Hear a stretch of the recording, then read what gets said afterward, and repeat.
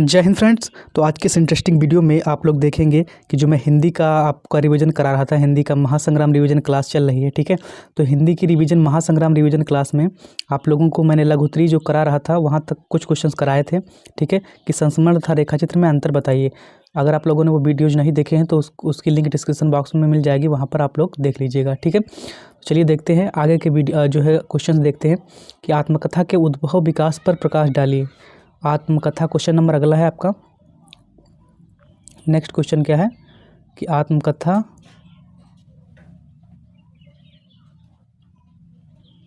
के उद्भव तथा विकास पर प्रकाश डालना है, यानी कि आत्मकथा कब इसका विकास हुआ, कब ये जो है उद्भव हुआ इसका, और कब इसका डेवलपमेंट हुआ, कब विकास हुआ, उस पर प्रकाश डालना है, ठीक है। टार्च लेकर के प्रकाश नहीं डालना है, यहाँ पे कुछ शब्दों में लिखना है, ठीक है।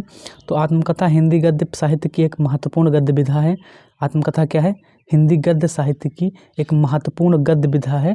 जब कोई लेखक अपने व्यतीत जीवन के विभिन्न अनुभवों एवं घटनाओं का तटस्थ भाव से व्यवस्थित वर्णन लिखता है तो वह आत्मकथा लिखता है। मतलब कहने का मतलब ये है कि आत्मकथा और जीवनी दो चीज़ होती है। आत्मकथा यानी कि बायोग्राफी और ऑटोबायोग्राफी। आत्मकथा जब लेखक अपने जीवन के बारे में कुछ कहे, ठीक है, अपने जीवन के बारे में जो भी बीत गया है, जो भी बीत चुका है, उसके बारे में अगर कुछ कहता है जो है आपका लेखक, तो जो कहता है वो क्या कहलाता है? आत्मकथा। और जीवनी क्या होता है? हम दूसरे के बारे में लिख सकते हैं, जैसे कि हम पीएम मोदी के बारे में लिख सकते हैं, तो वो जीवनी हो गया। हम आपका राष्ट्रपिता क्या कहते हैं, महात्मा गांधी के बारे में कुछ लिख सकते हैं, ठीक है, तो वो जीवनी हो गया, उनकी जीवनी, उनके बारे में, यानी कि दूसरे के बारे में अगर लिखते हैं तो वो जीवनी हो जाएगा।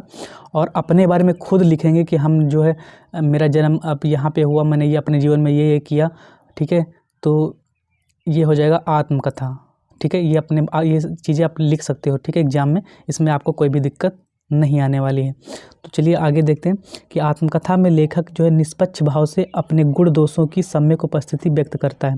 यानी कि आत्मकथा में लेखक क्या करता है? निष्पक्ष भाव से कोई भी उसमें अपना पक्ष नहीं लेता है। जो भी होता है उसके जीवन में वो सब कुछ वो गुण और दोष दोनों को लिखता है, ठीक है। और अपने चिंतन, संकल्प, विकल्प, उद्देश्य एवं अभिप्राय को व्यक्त करने हेतु जीवन के अनेक महत्वपूर्ण पक्षों को उद्घाटित करता है। हिंदी साहित्य में आत्मकथा का उद्भव लगभग 400 वर्ष पहले हुआ था। 400 वर्ष पहले हुआ, ठीक है। कब हुआ? हिंदी साहित्य में आत्मकथा का उद्भव लगभग 400 वर्ष पहले हुआ है। ये आपको याद रखना है, कब हुआ है? 400 वर्ष पहले हुआ है, ठीक है।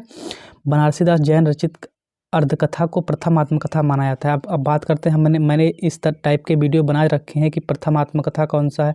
जितनी भी विधाएं हैं, आपकी विधाओं को मैंने अलग अलग अच्छे से एक बेहतरीन ढंग से प्रस्तुत करते हुए मैंने बताया है वीडियो को। अगर आप लोग वो वीडियोज़ देख लेंगे तो आप लोगों को कोई भी दिक्कत नहीं आने वाली, तो वो वीडियोज आप लोग देख लीजिएगा, ठीक है। उसकी लिंक डिस्क्रिप्शन बॉक्स में मिल जाएगी। अगर नहीं देखे हैं तो देख लिए हैं तो बहुत अच्छी बात है। तो प्रथम आत्मकथा कौन सी है? बनारसी दास जैन रचित अर्धकथा। यहाँ मैं लिख दे रहा हूँ,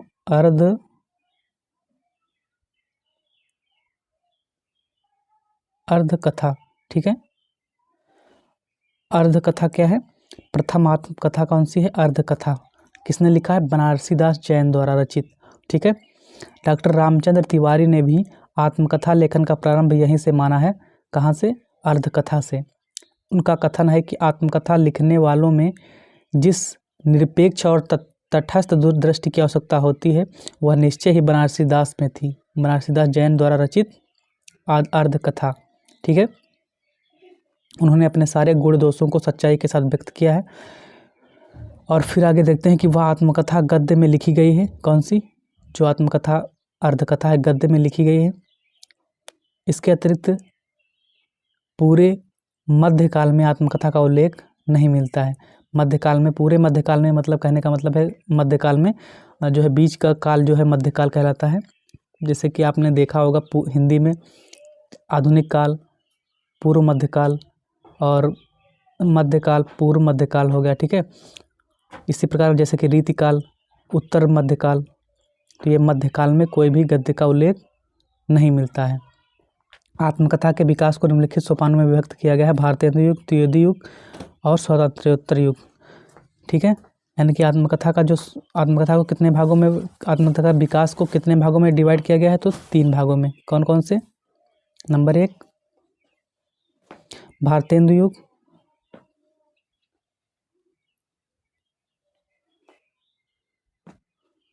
नंबर 2 द्विवेदी युग,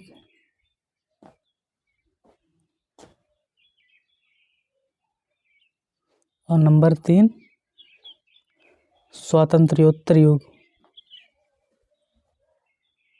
स्वातंत्र्योत्तर युग, ठीक है। फिर भारतेंदु युग के प्रवर्तक भारतेंदु हरिश्चंद्र माने जाते हैं। इस युग के प्रवर्तक कौन है? भारतेंदु हरिश्चंद्र जी हैं।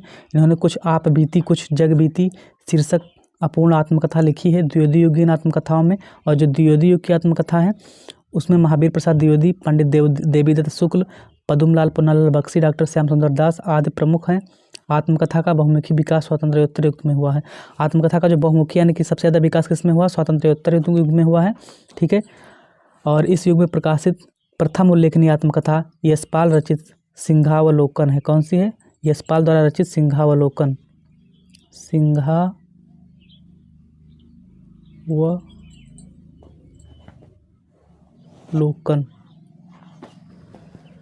ठीक है।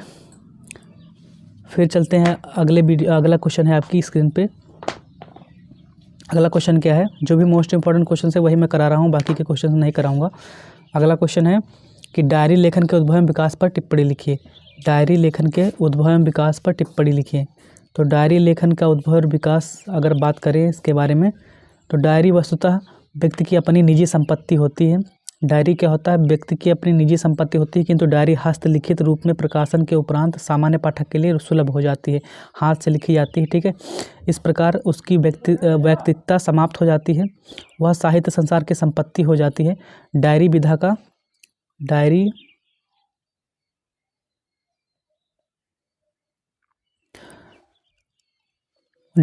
का उद्भव स्वातंत्र्योत्तर युग में हुआ।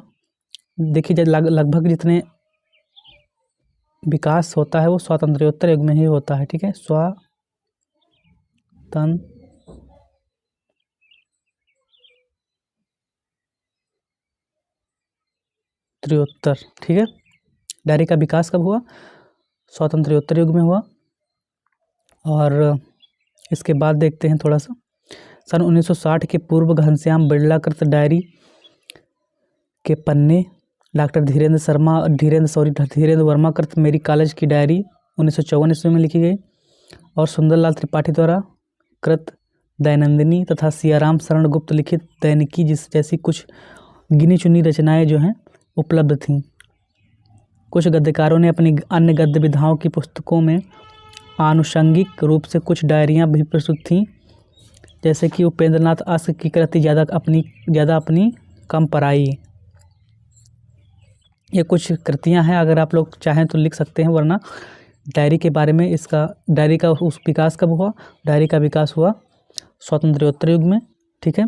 और कुछ डायरियां हैं जैसे कि प्रवासी की डायरी हरिवंश राय बच्चन, प्रवासी की डायरी हरिवंश राय बच्चन, एक साहित्यिक की डायरी मुक्तिबोध, मेरी जेल डायरी जयप्रकाश नारायण आदि, ठीक है।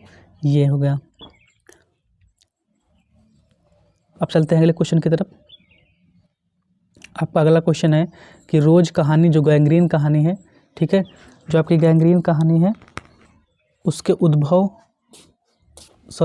जो रोज कहानी है उसके उद्देश्य पर संक्षिप्त प्रकाश डालना है, ठीक है। जो आपकी कहानी है रोज, उस पर क्या करना है? संक्षिप्त प्रकाश डालना है। तो अज्ञेय की रोज कहानी, जो रोज मैंने बताया था कि रोज के नाम से आए या गैंग्रीन नाम से आए, बात एक ही है, ठीक है। रोज कहानी, अज्ञेय की रोज कहानी का मूल उद्देश्य मध्यम वर्गीय परिवार की घर गृहस्थी को सजाने संवारने में मैंने पढ़ाया भी है रोज कहानी को, तो अगर आप लोग पढ़े होंगे तो अच्छे से यहाँ पे कवर कर सकते हैं। नीलीन तल्लीन नारी की एक रस्ता, उदासीनता, उबन घुटन टूटन का यथार्थ मनोवैज्ञानिक चित्रण करना है। कथाकार की उपयुक्त वातावरण की सृष्टि पाठक को उसी मनोभूमि पर स्थापित करने में सहायक सिद्ध होती है। सच्चे अर्थों में तो यह टूटन एक रास्ता, यह उदासी मात्र एक मालती की नहीं, इसमें प्रमुख पात्र कौन है? मालती, ठीक है। एक मालती मतलब घर का जो घर की दशा थी कि उसी के बारे में बताया गया है कि क्या हो बताता है यहाँ पे कि आगे की जो रोज कहानी है उसका मूल उद्देश्य मध्यम वर्गीय परिवार की घर गृहस्थी को सजाने संवारने में जो है निरंतर तल्लीन नारी की एक रास्ता हो गई उदासीनता, उबन घुटन, ठीक है, उबन होती है, घुटन वही करना रोज का काम वही, ठीक है, का यथार्थ मनोवैज्ञानिक चित्रण करता है कथाकार की। अब उसके बाद क्या है कि सच्चे अर्थों में तो यह टूटन और एक रास्ता जो है केवल उदासी मात्र मालती की नहीं अपितु उसी की तरह की जिंदगी भोगती हुई असंख्य नारियों की है। नारी की समस्या पर बल दिया गया है इसमें, ठीक है। यदि पत्नी पति अपने नैमित्तिक व्यस्ततम जीवन में से कुछ क्षण निकाल कर एक दूसरे को समर्पित कर दें, आपस में मधुर संलाप कर लें, हास परिहास के लिए कुछ समय निकाल लें, तो रोज़ रोज़ की इस निरस्ता घुटन एक रास्ता से हास परिहास के लिए कुछ अगर समय निकाल लेते हैं रोज़ की, ठीक है, निरस्ता घुटन भरी ज़िंदगी से अगर थोड़ा बहुत समय अपने के लिए निकाल लेते हैं तो क्या होता है कि ऐसे एक रास्ता से बचा जा सकता है। ऐसा ना होने पर मध्यम वर्गीय निरस्ता क्रमशः गैंग्रीन की बीमारी का रूप धारण कर लेगी। गैंग्रीन बीमारी है, मैंने बताया था आप लोगों को, गैंग्रीन क्या है, बीमारी है, और रूप धारण कर लेगी और संपूर्ण मध्यम वर्गीय परिवार को लुंज पुंज पंगु करके छोड़ेगी, ठीक है। तो आज के वीडियो में इतना ही। अब अगली क्लास आपकी नेक्स्ट डे अपलोड होगी।